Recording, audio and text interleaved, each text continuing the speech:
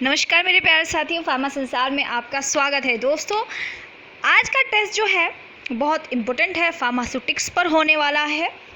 Pharmaceutics के चुनिंदा questions जो मैंने चुन के डाले हैं आप सभी के लिए, जो कि आशंका है किस तरह के क्वेश्चंस पूछे जाते हैं उसी बेस पर है। तो आइए शुरू करते हैं। Which type of filter can be used for removal of micro organism from ophthalmic preparation and parental product. बहुत सारे जो है फिल्टर्स हैं, बहुत सारे फिल्टर हैं, टाइप ऑफ फिल्टर बहुत सारे हैं जो कि इस्तेमाल किए जाते हैं फिल्ट्रेशन के लिए, लेकिन उनमें से भी कुछ हैं जो कि स्पेशल पर्पस के लिए होते हैं। तो इसके ऑप्शन है filter paper, cotton wool, membrane filter और ग्लास वूल। तो जो इसका सही जवाब है वो आप अपने हिसाब से आपका देख लीजिए, आपको कौन सा जो है सही जवाब लगता है। फिल्टर पेपर जो है वो नॉर्मल फिल्ट्रेशन के लिए इस्तेमाल किया जाता है। जो हमारा कॉटन फिल्टर हैं वो हमारे जो कोर्स पार्टिकल्स हैं उनकी फिल्ट्रेशन के लिए इस्तेमाल किया जाता है। मेम्ब्रेन फिल्टर की बात नहीं करते। ग्लास वूल जो है, ग्लास वूल का जो उपयोग है, यूज़ किया जाता है, वो एसिड और अल्कलीज की वाली प्रिपरेशंस की फिल्ट्रेशन के लिए इस्तेमाल किया जाता है।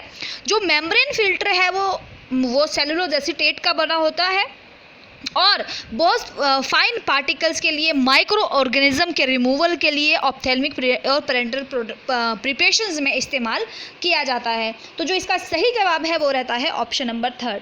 तो जो आपका फिल्टर्स हैं, बहुत सारे फिल्टर्स हैं, आई थिंक 8 फिल्टर्स हैं।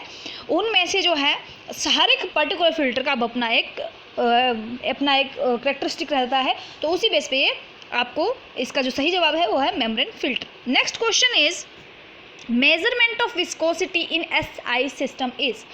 बहुत इंपॉर्टेंट मैं इसे कहूँगी क्योंकि ये क्वेश्चन पूछा जा सकता है कि जो आपका विस्कोसिटी की मेजरमेंट देखो सीजीएस में की जाती है और एसआई यूनिट में की जाती है।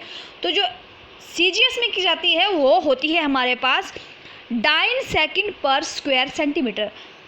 नाउ यहाँ पर विस्कोसिटी एसआई यूनिट में कैसे चेक करेंगे, इसके लिए क्या रहेगा एसआई सिस्टम में, एसआई यूनिट क्या रहेगी, न्यूटन सेकंड पर मीटर, न्यूटन सेकंड पर स्क्वायर मीटर, न्यूटन पर मीटर स्क्वायर, और इनमें से कोई नहीं।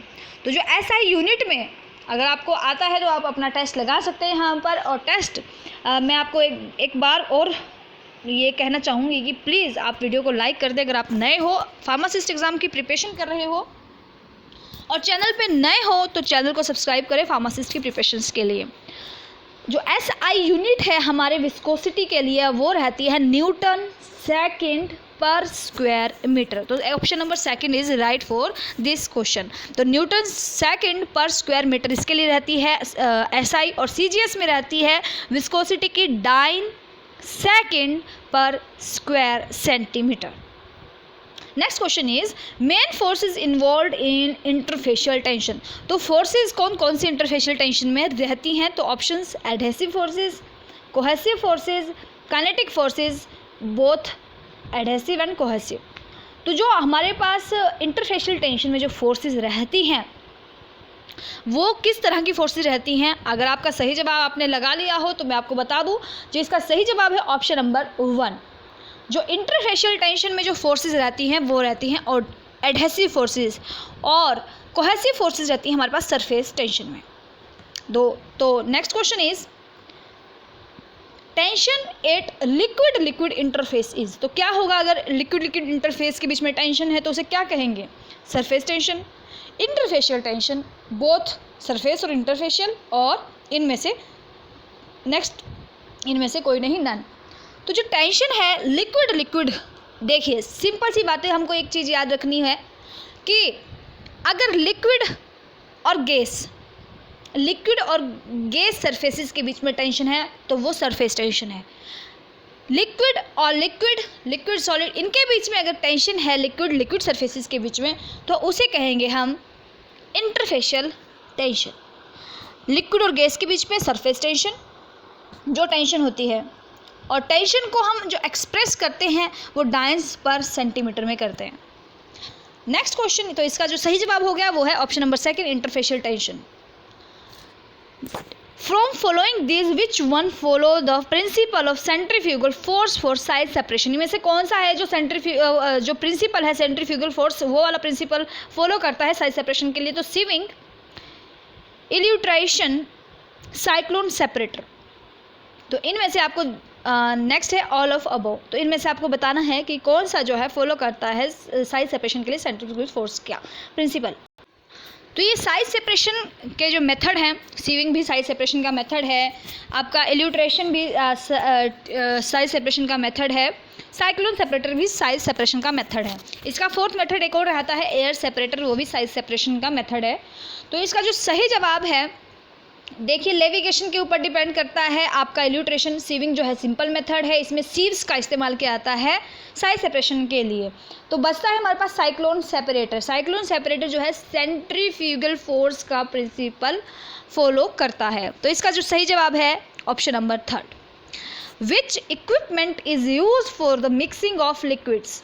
क्वेश्चंस बहुत ज़्यादा ईजी हैं, लेकिन आप वही होंगे कि आपने ये पढ़े भी होंगे, पर हम बारीकी से इन चीज़ों को नहीं देखते और इसी तरह की चीज़ें पूछी जाती हैं एग्ज़ाम में जो बहुत इजी दिखती हैं, बारीक होती हैं और हम उन्हें नहीं अच्छे से याद रख पाते।